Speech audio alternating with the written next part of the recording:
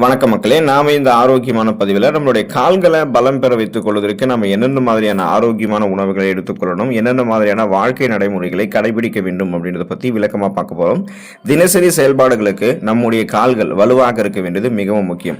சில வகை உடற்பயிற்சிகளும் ஆரோக்கியத்தை உறுதி செய்ய உதவக்கூடிய சரியான ஊட்டச்சத்துக்கள் இருக்கக்கூடிய உணவுகள் எடுத்துக்கொள்ளும் போது எலும்பு, தசை வளர்ச்சி, நரம்பு வளர்ச்சி எல்லாம் ஆரோக்கியமாக நமக்கு இருக்கும். மேலும் விளையாட்டுகளில் ஈடுபடும் போதும் உடல் பணிகளில் ஈடுபடும் போதும் செயல்திறனை மேம்படுத்துறதுக்கு அதை ஹெல்ப் பண்ணும். இதனால நம்மளுடைய கை கால்கள் இது எல்லாத்தையுமே நம்ம வலிமையாக வைத்துக் கொள்ள முடியும்.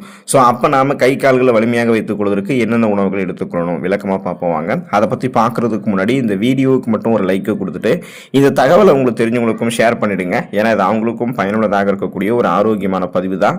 இது போன்ற அப்டேட்ஸ்கள் நீங்கள் தொடர்ந்து பார்க்கறதுக்கு நம்மளுடைய ஹெல்த் நியூஸ் தமிழ் சேனலை மறக்காம சப்ஸ்கிரைப் பண்ணி வச்சுக்கோங்க. பக்கத்தில் இருக்கக்கூடிய பெல் பட்டனையும் கிளிக் பண்ணி ஆல் அப்படின்ற ஆப்ஷனையும் செட் பண்ணி வச்சுக்கிட்டீங்க அப்படின்னா நாங்கள் போடக்கூடிய எல்லா அப்டேட்ஸும் உங்களுக்கு நோட்டிஃபிகேஷன் அடிக்கடி வந்து சேரும். சரி வாங்க மக்களை, இப்போ வீடியோக்குள்ள போயிடலாம். நீங்க கிரீக் யோகாட் எடுத்துக்கொள்ளும் போது உங்களுடைய கால்களை பலம் பெற வைத்துக் கொள்ளலாம். கிரீக் யோகாட் அப்படின்றது அனைத்து அத்தியாவசியமான அமினோ அமிலங்களையுமே கொண்டிருக்கக்கூடிய புரோட்டீன், அதாவது ஒரு வகையான புரதம் நிறைந்திருக்கக்கூடிய உணவாக இருக்குங்க. இது வழக்கமான யோகாட்டை காட்டிலும் கார்போஹைட்ரேட்ஸ் மற்றும் சர்க்கரை குறைவாக இருக்கக்கூடிய உணவாகவும் இருக்கு. ஆனா இதனுடைய பிளேவர்டு வெரைட்டிகள்ல பெரும்பாலும் அதிக சர்க்கரை காணப்படுவதையும் நீங்க கவனத்தில் கொள்ளணும். இப்ப இளைஞர்கள் கிரீக் யோகாட் எடுத்துக்கொள்ளும் போது அந்த இளம் வயதிலே கை கால்களை வலிமை பெற வைத்துக் கொள்ள முடியும். முதியவர்கள், அதாவது 50-60 வயதிற்கு மேற்பட்டவர்கள் கிரீக் யோகாட்டை எடுத்துக்கிறீங்கன்னா நீங்க எடுத்துக்கொள்ளக்கூடிய அந்த சூஸ் பண்ணக்கூடிய கிரீக் யோகாட் அந்த பிளேவர்டு வெரைட்டி பார்த்தீங்கன்னா பெரும்பாலும் அதிக சர்க்கரை கார்போஹைட்ரேட் இல்லாத கிரீக் யோகாட்டா நீங்க சாப்பிட்டீங்கன்னா உங்களுடைய பிளட்ல சுகருடைய அளவெல்லாம் இன்க்ரீஸ் ஆகாம கரெக்டாக கண்ட்ரோலில் வைத்து கை கால்களை வலிமைப்படுத்துறதுக்கு இந்த கிரீக் யோகாட் உங்களுக்கு உதவிகரமாக இருக்கும். ஸோ நீங்க மார்க்கெட்டில் வாங்கும் போது கார்போஹைட்ரேட் சர்க்கரை எல்லாம் குறைவாக இருக்கக்கூடிய கிரீக் யோகாட்டை வாங்கி சாப்பிட்டீங்கன்னா கால்களை வலிமை பெற வைத்துக் கொள்ளலாம். பாதாம் பருப்பு நீங்க எடுத்துக்கொண்டீங்க அப்படின்னா உங்களுடைய கால்கள், கைகள், உடல் எல்லாமே பலமாக இருக்கும். பாதாம் பருப்புகளில் புரோட்டீன், பாலிஃபினால்கள் மற்றும் ஆன்டி ஆக்சிடென்ட்கள் இருக்குங்க. இது நம்முடைய கால்களை குறிப்பாக நமக்கு வலிமையாக்கும். இது மற்ற புரோட்டீன்ஸ், அந்த மற்ற புரதங்களோடு இணைந்து தசை மீட்சிக்கு, அதாவது மசில் ரெக்கவரி ஆகிறதுக்கு நமக்கு ரொம்ப ரொம்ப ஹெல்ப் பண்ணுங்க. இப்போ நம்ம சாதாரணமாக ஸ்நாக்ஸ் மாதிரி டைம்லையுமே பாதாம் பருப்பு எடுத்துக்கலாம். தினமும் 3 ஒரு 5 பாதாம் அல்லது 5 8 பாதாம், 8 12 இந்த மாதிரி நம்மளுடைய உடலமைப்புக்கு ஏற்ற மாதிரி நமக்கு அந்த பாதாம் பருப்பினுடைய அளவு மாறுபடும். ஸோ எது எப்படி இருந்தாலும் தினமும் ஒரு கைப்பிடி அளவு உங்களுக்கு போதுமான அளவுக்கு பாதாம் பருப்பு நீங்கள் எடுத்துக்கலாம். சாதாரணமாக நீங்கள் சாப்பிடலாம். இல்லைனா இரவு தூங்குறதுக்கு முன்னாடி நீங்கள் சாதாரணமாக குடிக்கக்கூடிய நீரில் பாதாம் பருப்பு ஊற வச்சுட்டு மறுநாள் காலையில் நீங்கள் எழுந்ததுக்கப்புறம் வெறும் வயிற்றில் அதோடைய தோலை நீக்கி விட்டும் நீங்கள் எடுத்துக்கொள்ளலாம். ஏன் பாதாம் பருப்புடைய தோலை நம்ம நீக்கணும்னா அதோடைய தோல் ஊட்டச்சத்துக்களை நமக்கு முழுமையாக கிடைக்காம தடுக்கிறதுக்கு உதவிகரமாக இருக்கும். அதனால தான் அந்த தோலை நம்ம நீக்கும் போது முழுமையான ஊட்டச்சத்துக்களை பெறலாம், உடலை ஆரோக்கியமாக வைத்துக் கொள்ளலாம். குறிப்பாக கால்களை நமக்கு வலிமையாக வைத்துக் கொள்வதற்கெல்லாம் இந்த ஊற வைத்த பாதாம் பருப்பு உதவிகரமாக இருக்கும். கோழி நெஞ்சுக்கறி நம்ம எடுத்துக்கொண்டோம் அப்படின்னா நமக்கு கால்கள் வலிமையாக இருக்குங்க. கோழியினுடைய நெஞ்சு பகுதியானது அதிக புரதம், அதாவது புரோட்டீன் மற்றும் குறைந்த கலோரிகள் கொண்டது. இது பாடி பில்டர்களுக்கு பல நன்மைகளை நமக்கு வழங்குங்க. மேலும் கால்களை வலிமையாக வைக்கிறதுக்குமே கோழி நெஞ்சுக்கறி ஹெல்ப் பண்ணும். அதோட உடல் அமைப்பை லீனாக பராமரிக்கிறதுக்குமே கோழி நெஞ்சுக்கறி ரொம்ப ரொம்ப நமக்கு உதவிகரமாக இருக்கும். ஸோ நம்ம வாரத்தில் ஒரு தடவையாவது கோழி நெஞ்சுக்கறி எடுத்துக்கொள்ளணும். அப்படி எடுத்துக்கிட்டோம் அப்படின்னா எந்த விதமான பிரச்சனைகளும் இல்லாமல் நம்மளுடைய உடலை பலம் பெற வைத்துக் கொள்ளலாம். குறிப்பாக கை கால்களை வலிமையாக வைத்துக் கொள்ளலாம். இப்போ நீங்கள் பாடி பில்டராக இருக்கீங்க, அதே போல் நீங்கள் நிறைய ஜிம் ஒர்க் அவுட்ஸ் எல்லாம் பண்ணுறீங்க அப்படின்னா உங்களுடைய உடலை பலம் பெற வைத்துக் கொள்வதற்கு கோழி நெஞ்சுக்கறி ஹெல்ப் பண்ணும்.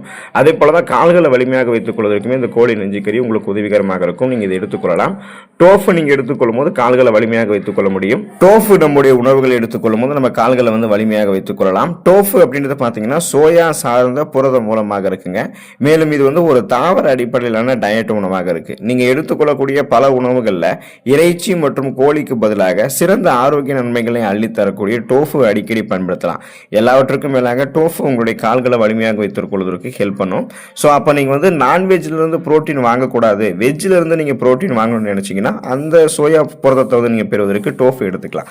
டோஃபு உண்மையாகவே உங்களுடைய கால்களை வலிமைப்படுத்துறதுக்கு உதவிகரமாக இருக்குங்க. குயினோவா அப்படின்னு சொல்லக்கூடிய இந்த முழு தானியத்தை நீங்க எடுத்துக்கொள்ளும் போது கால்களை வலிமை பெற வைத்துக் கொள்ளலாம். குயினோவா அப்படின்றது ஒரு முழுமையான தாவர அடிப்படையிலான புரதம், புரோட்டீன் அப்படின்னு சொல்லுவோம். இது மேலை நாடுகள்ல அதிகம் பாப்புலாரிட்டியா இருக்கு அப்படின்னு சொல்லக்கூடிய ஒரு சிறு தானியமாக இருக்கு. அப்ப நம்மளுடைய நாடுகள்லயுமே குயினோவா சாப்பிட்டு தான் இருக்கும். நாமளும் அதை தொடர்ந்து எடுத்துக்கலாம். குயினோவாவில் அத்தியாவசியமான அமினோ அமிலங்கள் நிறைந்திருக்கு. இது கால்களை வலிமையாக்குவதற்கு தேவையான மற்றும் தசை மீட்புக்கு தேவையான புரதம், அதாவது அந்த புரோட்டீன் மற்றும் ஒரு விதமான ஆற்றல், அந்த எனர்ஜியுமே நமக்கு நமக்கு வந்து வழங்குது. ஸோ குயினோவா, பழுப்பரிசி, ஓட்ஸ், முழு கோதுமை ரொட்டி போன்ற ஆரோக்கியமான முழு தானியங்களோட இந்த குயினோவா நீங்கள் எடுத்துக்கிட்டீங்க அப்படின்னாலுமே உங்களுக்கு அந்த கால்களை வலிமை பெற வைத்துக் கொள்வதற்கு முடியும் உங்களால். ஏன்னா குயினோவா கால்களை வலிமைப்படுத்தும்.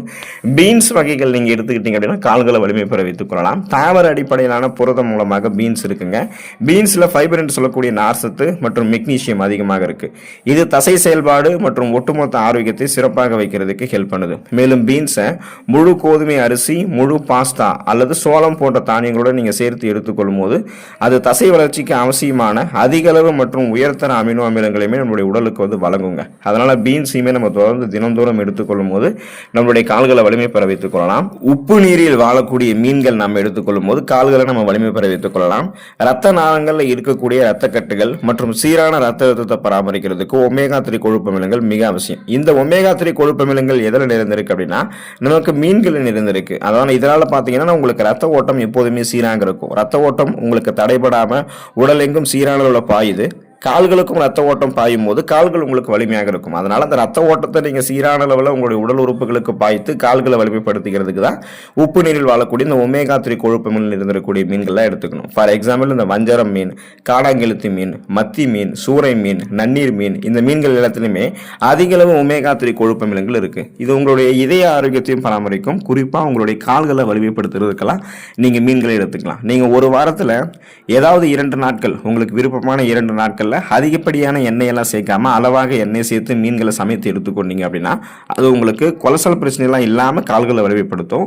சிட்ரிக் அமிலங்கள் இருந்திருக்கக்கூடிய சிட்ரஸ் பழங்கள் எடுத்துக்கொள்ளும் போது கால்களை நம்ம வலிமை பெற வைத்துக் கொள்ளலாம். அதிகப்படியான கார்போஹைட்ரேட்டுகளை தராம நம்முடைய உடலுக்கு அத்தியாவசியமான தாதுக்கள் மற்றும் விட்டமின்களை வழங்குவதில் சிட்ரிக் அமிலம் சிறந்ததுங்க. அது மட்டும் இல்லாமல் இது ரத்த கட்டுகளை அவிழ்த்து சீரான ரத்த ஓட்டத்தை நமக்கு மேம்படுத்துது. ஆரஞ்சு, திராட்சை மற்றும் எலுமிச்சை போன்ற பழங்களில் சிட்ரிக் அமிலம் நமக்கு வந்து காணப்படுதுங்க. ஸோ இந்த சிட்ரிக் அமிலங்கள் இருக்கக்கூடிய சிட்ரஸ் பழங்களை நீங்கள் எடுத்துக்கொள்ளும் போது உங்களுடைய அந்த ரத்த ஓட்டத்தை மேம்படுத்திக்கலாம். கால்கள் மரத்து போகாமல் கால்களை வலிமைப்படுத்திக் கொள்வதற்கெல்லாம் இந்த சிட்ரஸ் பழங்கள் உங்களுக்கு ஹெல்ப் பண்ணும்.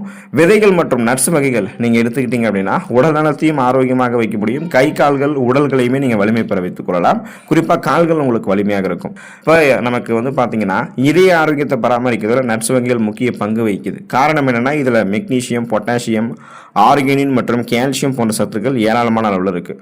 ஆர்கினின் சத்தானது நைட்ரிக் அமிலத்தை உருவாக்குவதன் மூலமாக ரத்த நாளங்களை விரிவடைய செஞ்சு நமது ரத்த ஓட்டத்தை எந்த விதமான தடையும் இல்லாமல் சீராக நடைபெறுவதற்கு ஹெல்ப் பண்ணுது. வால்நட், ஹேசில்நட், முந்திரி பருப்பு மற்றும் பாதாம் போன்ற நட்ஸ் வகைகளில் ஆர்கினின் உட்பட பல ஊட்டச்சத்துக்கள் நமக்கு வந்து காணப்படுதுங்க. ஸோ விதைகள் மற்றும் நட்ஸ் வகைகள் நீங்கள் தினந்தோறும் எடுத்துக்கொள்ளும் போது கால்களை வலிமை பெற வைத்துக் கொள்வதற்கு உங்களால் முடியும். வெங்காயம் மற்றும் பூண்டு நீங்கள் எடுத்துக்கிட்டீங்கன்னா கால்களை வலிமை பெற வைத்துக் கொள்ளலாம். நமது ரத்த அழுத்தம் மற்றும் இதய ஆரோக்கியம் ஒன்றுக்கொன்று தொடர்புடையது நீங்கள் தெரிஞ்சுக்கோங்க.